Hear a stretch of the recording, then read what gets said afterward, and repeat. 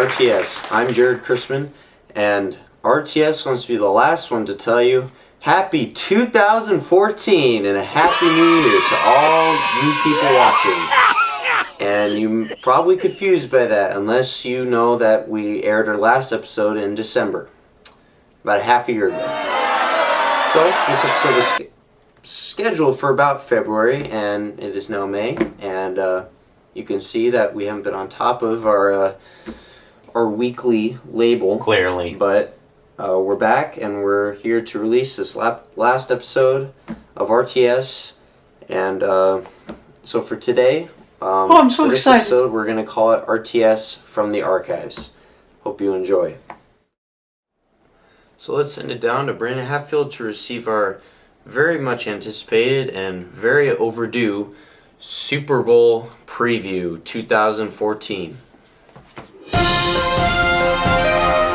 Hello and welcome to Super Bowl 48 edition of RTS Weekly. I'm Brandon Hatfield, here with Ryan Silver and Coach Chris Stevens. For this Super Bowl, what do you think the keys to the game are, Coach Stevens? Well, the keys to the game are definitely Seattle's defense. If they can slow down the Denver offense, I think they will be successful.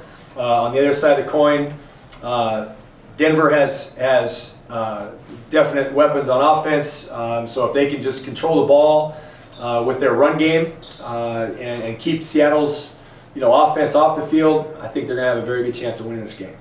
And Ryan Silver, any comments on Richard Sherman this past week? I think as long as he keeps his attitude in check and knows who he's playing for, I think that he can have an amazing game just as long as he follows his job and knows what he's doing on and off the field. Mm-hmm. And one more question for you. What do you think Noshawn Moreno will have even bigger tears because of the Super Bowl? Do you think he'll have bigger tears than before? I think You've so. seen the replay. I think so. You think so? Yeah. All right. Both of you, predictions? Broncos 38, Seattle 24. Okay. 38-24. Ryan Silver. Coach Stevens. Yeah, I think it's going to be a great game. I think the weather wins by a field goal. All right. There you have it. Brandon Hatfield, RTS Weekly. Thank you, Brandon, for getting those Super Bowl predictions for us 6 months later.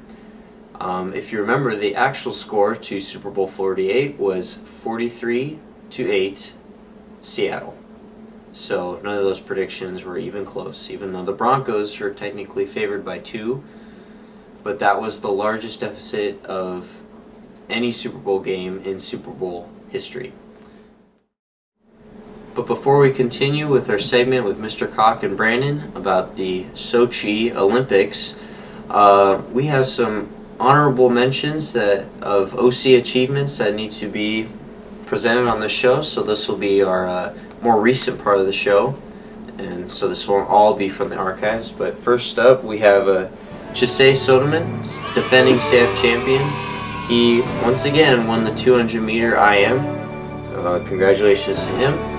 And congratulations to the golf team for winning CIF as a team, and especially impressive because technically in golf there are no divisions, so they are kind of the best Southern Section team in California. So congratulations to the golf team and Brandon Hatfield, who is on the golf team.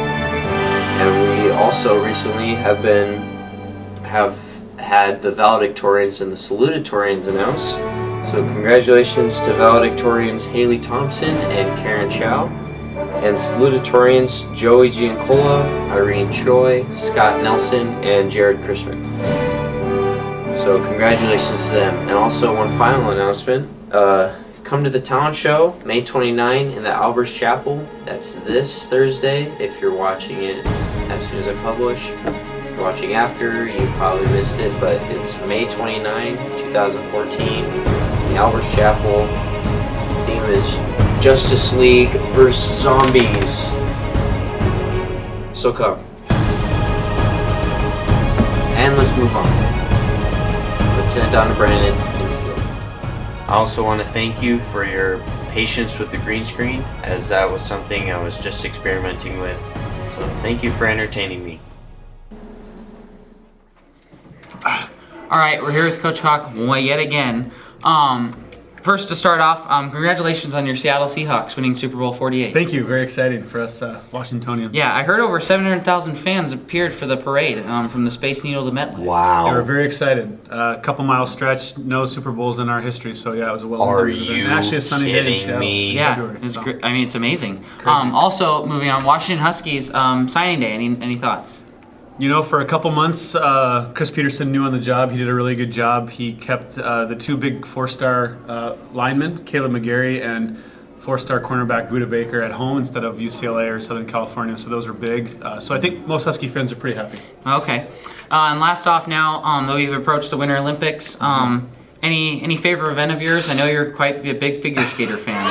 I wouldn't say figure skating in the top five. But no, Winter Olympics are a good time. I enjoy some of the unique sports. You know, you got your two-man luge, which is kind of awkward.